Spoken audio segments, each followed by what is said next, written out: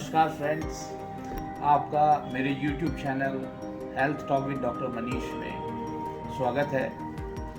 आज मैं आपको एक नए टॉपिक हेपेटाइटिस के बारे में बताऊंगा और इसके बारे में मैं आज आपको वो जानकारियाँ दूंगा जो आपके लिए बहुत ही फ़ायदेमंद होंगी। ये एक ऐसी बीमारी है जिसको हेपेटाइटिस या पीलिया कहते हैं और ये किस तरीके से हमारे को अफेक्ट करती है या ये कितनी हमारे लिए नुकसानदायक है, उसके बारे में आज चर्चा करूँगा।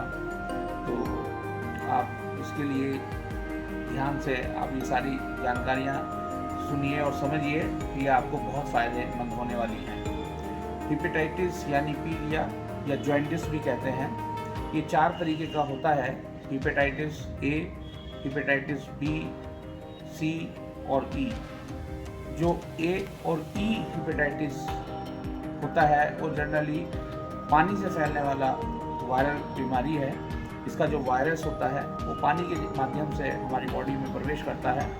और जो हेपेटाइटिस बी और सी हैं, ये ब्लड से एंट्री होती है और इसमें जो हेपेटाइटिस सी है ये काफ़ी इंजूरियस होता है आपका। हालांकि हैं तो सभी बहुत ज़्यादा जानलेवा बीमारियों पैदा करते हैं, तो इसके लिए आपको विशेष तौर से एहतियात बरतनी चाहिए और अपनी सारे सुरक्षा कवच को समझना चाहिए कि हम इससे कैसे बच सकते हैं। और अगर किसी को ये इन्फेक्शन हो जाता है तो इसका क्या इलाज है, उसके बारे में मैं आज आपको बताऊंगा। उसमें सबसे मेन चीज़ है कि जो हेपेटाइटिस सी है ये हमारे ब्लड के अंदर ब्लड ट्रांसफ्यूज़न के माध्यम से प्रवेश करता है, या किसी को मान लीजिए निडल लगाई गई हो और वो मल्टीपल यूज निडल हो, मतलब एक ही निडल से कई लोगों को इंजेक्शन लगाया गया हो, तो इसका आपके अंदर प्रवेश हो सकता है वायरस का। और या आपका कहीं ऑपरेशन हुआ हो और वहाँ पे स्टरलाइजेशन प्रॉपर ना हो, तब भी ये वायरस आपकी बॉडी में प्रवेश कर सकता है। और जनरली जैसे टैटू मार्क्स बनवा लेते हैं, आजकल बड़ा फैशन में है, तो वो एक ही निडल से बहुत सारे लोगों को अगर टैटू बनाए जा रहे हैं तो वो भी एक सोर्स का काम करता है कि वो हेपेटाइटिस जनरेट कर सकता है। तो ये सारी जो चीज़ें हैं ये बहुत ही ध्यान देने की हैं कि ये हमारे को मल्टीपल जो सुइयाँ यूज़ करते हैं वो ना करें। और जब हम किसी का ब्लड ट्रांसफ्यूज़न करवाते हैं तो वो प्रॉपर वे में चेक आउट होके ही होना चाहिए। वो ऐसा ना हो कि हेपेटाइटिस से वो इन्फेक्टेड हो और वो ट्रांसफ्यूज़ हो जाए, क्योंकि उसके ऊपर जब ब्लड ट्रांसफ्यूज़ किया जाता है तो पहले उसका सारे जो नॉर्मल टेस्ट होते हैं वो उसकी टेस्ट होने के बाद ही वो ब्लड ट्रांसफ्यूज़ किया जाता है। तो जो लोग इस चीज़ से अफेक्टेड हो चुके हैं या जिनको ये हेपेटाइटिस सी हो गया, उनको भी कोई ऐसी आज के समय में घबराने की कोई ज़रूरत नहीं है। वो आज उसका इलाज पूरी तरीके से संभव है।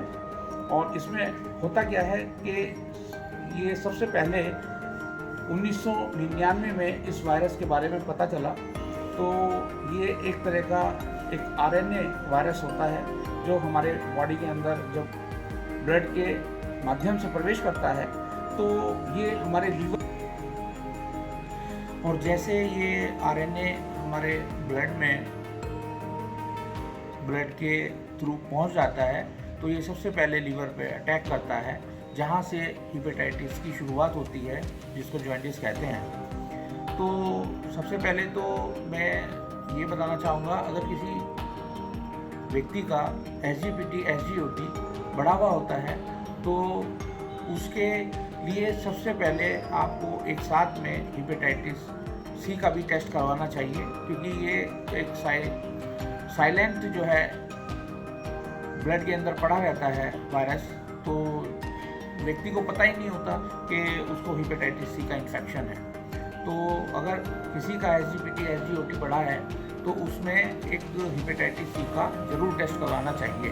अगर हेपेटाइटिस सी जो कि एक आरएनए वायरस से होता है तो इसका एक टेस्ट होता है कि वो ब्लड के अंदर अगर मौजूद है तो तब हेपेटाइटिस सी के बारे में आदमी को व्यक्ति को जिसको इन्फेक्शन है उसको सोचना चाहिए।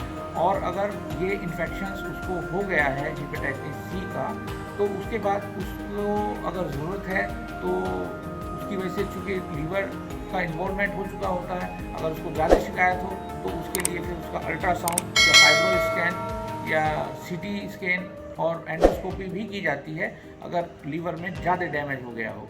तो लीवर में इन्वॉल्वमेंट की वजह से जैसे जैसे उसकी रेशो इन्वॉल्वमेंट की बढ़ती जाती है लीवर की, तो उसमें सिरोसिस ऑफ लीवर हो जाता है। और सिरोसिस ऑफ लीवर के बाद अगर उस समय रहते हुए इलाज ना किया जाए तो वो लास्ट में कैंसर ऑफ लीवर में कन्वर्ट हो जाता है। और उसके बाद फिर जो है लीवर ट्रांसप्लांट के लिए एडवाइस किया जाता है कि आप लीवर ट्रांसप्लांट कीजिए। लेकिन अगर समय रहते हुए इलाज किया जाए तो इसका इलाज पूरी तरह से संभव है, इसमें कोई भी घबराने की बात नहीं है।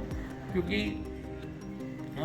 आजकल जो ट्रीटमेंट इसका है वो फ्री ऑफ कॉस्ट सभी गवर्नमेंट हॉस्पिटल्स में दिया जाता है, जो लगभग 12 से 24 हफ्तों का ट्रीटमेंट है। और इसमें जो एट प्रेजेंट जो ट्रीटमेंट दिया जाता है वो सोबस्फोवीर नाम से टैबलेट फॉर्म में दिया जाता है, और वो पूरी तरीके से 100% जो है रिकवरी कर देता है। क्योंकि शुरुआती दौर में लगभग 2000 की टाइम में एक इंटरफेरॉन नाम का इंजेक्शंस दिया जाता था, और लगभग उसकी 50 से 55% ही रेशो थी जो रिकवर करती थी, और उसके कॉम्प्लिकेशंस बहुत थे, और वो हाईली कॉस्टली ट्रीटमेंट था। लगभग उसमें उस व्यक्ति के 1-1.5 लाख रुपए खर्च हो जाता था, और रिकवरी भी बहुत कम थी।